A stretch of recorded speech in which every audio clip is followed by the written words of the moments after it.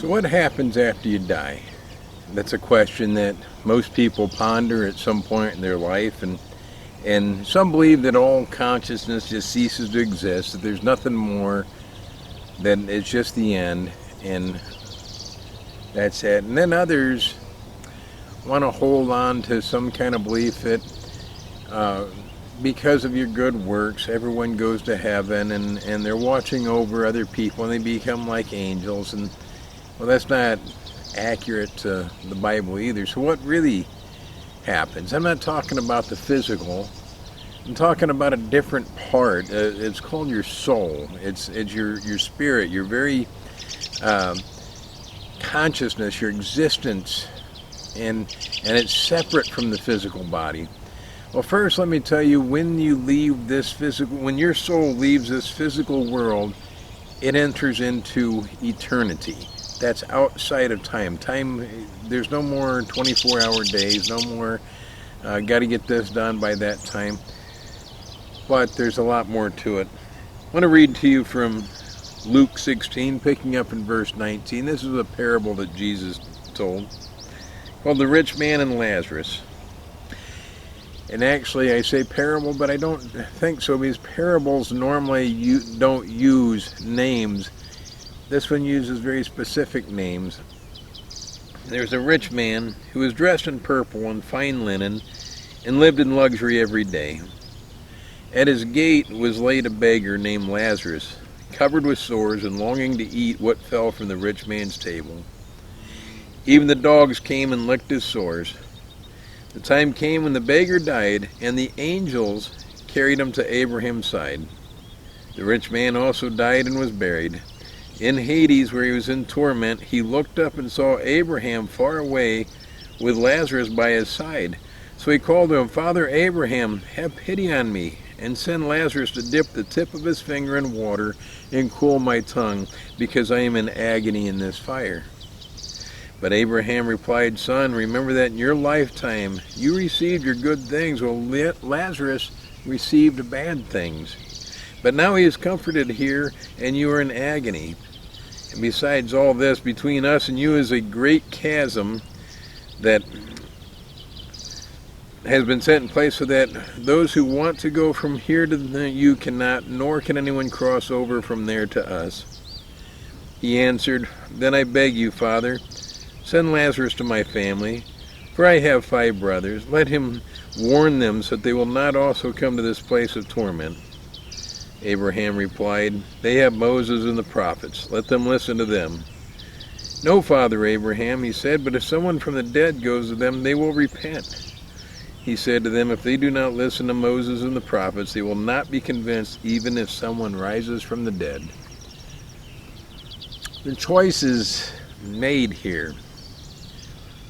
A rich man. He was given much luxury in life. He lived freely. He lived without boundaries or concerns.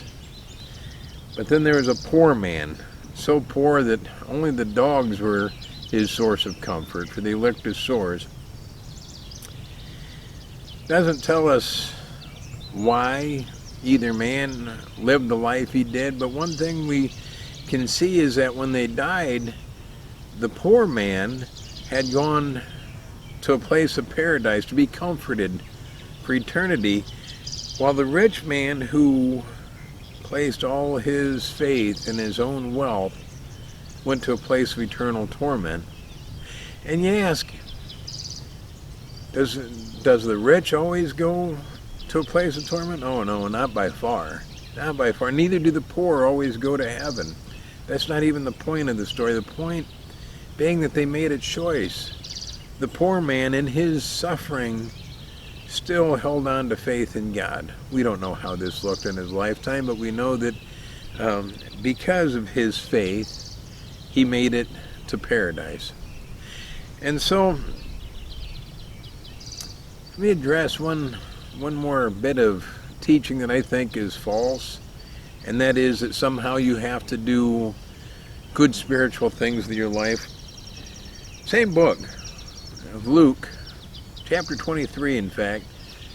Jesus is on the cross. He's dying. There's 2 criminals being crucified at the same time, one on his right, one on his left.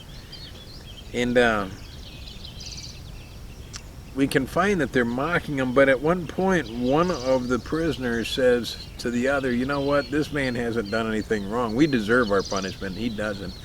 And he says to Jesus, remember me when you get to heaven. And essentially that's what he says. And Jesus says, today I tell you the truth, that today you will be in paradise with me.